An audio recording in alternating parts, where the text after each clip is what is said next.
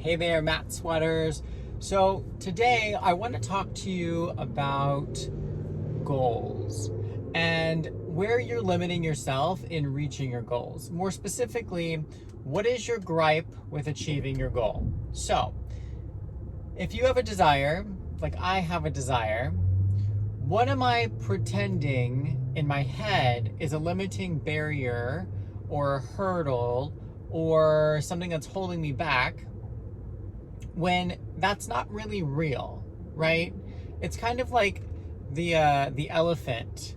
The analogy that comes to my head is like the elephant who, when they were very little, the person tied a rope around their hoof or maybe their neck, and they weren't able to break that rope, right? So when they were small, they realized that, oh wow, this is really a constraint of mine. And then as they grow bigger and bigger and bigger, like a big elephant could definitely pull that rope apart and break free. But the mentality of the elephant is that, oh, well, I've never been able to break the rope, so the rope must always be stronger.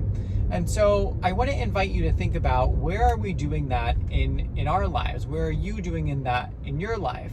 Where am I doing that in my life? And so I have realized recently that there's areas in my life where I have thought something to be so true, and it's not actually that way. So, in achieving our goal, where are we holding ourselves back? And when we think about, what's our gripe with our goal, it's more so focused on what can we shift? How can we take what we know and shift it into something that is going to serve us? And so the mentality there is a growth mindset. The mentality there is defining what is different. And so if we've always thought the same thing and we've always done the same thing, we're always going to end up with the same result. So if we want different results, we have to do something differently. And so maybe that looks like picking up the phone and cold calling.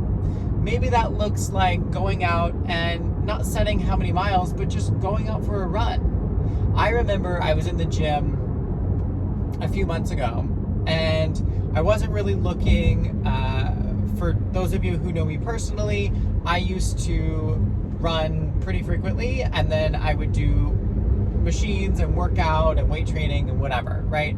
I've always had a very slender body, but I would keep in the gym to keep myself toned and healthy and fit.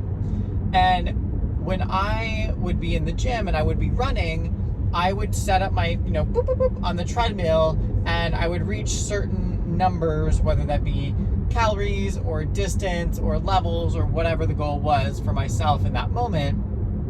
And I wouldn't stop until then. And it's been a few years since I've been in an actual physical gym. And so I was in the gym a few months ago, and I realized that I was on the treadmill and I didn't set any of those goals, right? I wasn't in the habit of setting any of those goals. And pay attention here, because this is going to take a direction that you didn't think. It's not about goal setting really, but it's about breaking the patterns. And so I knew that when I was setting goals for myself, that I would not let myself fail at those, right? I was keeping myself at a certain standard. And what I realized a few months ago was that I didn't. I was just, I'm going to get back in it. I turned on the machine. I turned it to a speed that was good and an incline that was good for me. And then I just went. I was in my headphones. I was loving the music.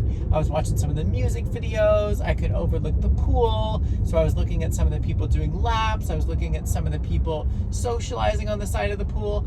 And I was just being. I was just existing as myself. And what I realized is that then I had to flip through a few screens on the treadmill, and I had actually far exceeded, 2.5 times exceeded the goal that I had set for myself many years ago, because I wasn't focused on the problem. I wasn't focused on that rope that I had set, right? I wasn't focused on achieving it. I was just being me. So when we talk about what is our gripe with our goal, what are we pretending not to know? What hurdles are there? that aren't really hurdles, but they're just hurdles in our mind. And so I realized that I had been keeping myself limited in that space because I wasn't living up to my full just existing potential. So there's a saying that is be, do, have.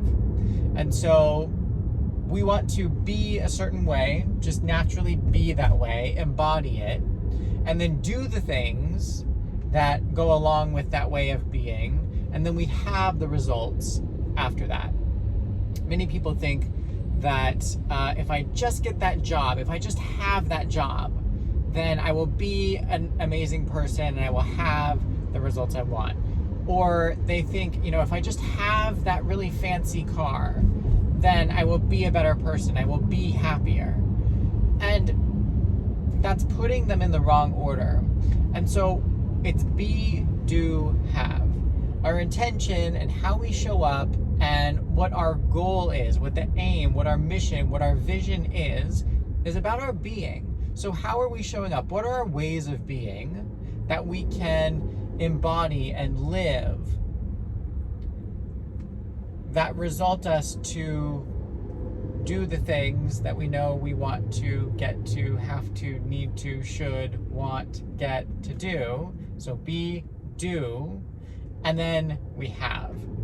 So I'm going to invite you to think today, what is the goal that would put you forward between now and perhaps the end of the year? Or maybe this is a next year goal, but you can get started right now.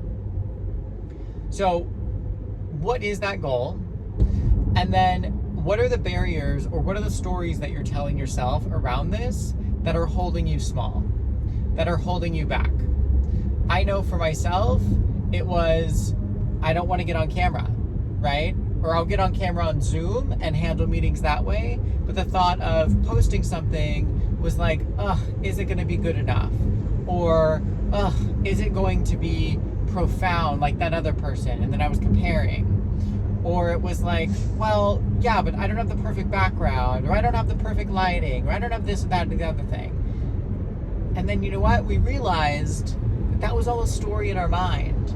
And the more important thing I'm being in service, right? I'm being in a generous mode of sharing my message. And when I started approaching this from a different angle, I realized that my ways of being led me to do the thing I'm doing right now. And it's going to lead me to have the results, whatever those may be, in the future.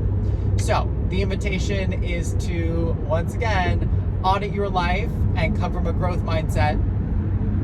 Think about being, doing, and then having, but really audit where you're coming from and the stories that you're telling yourself. All right, I'll talk to you soon. Have a good one. See you then.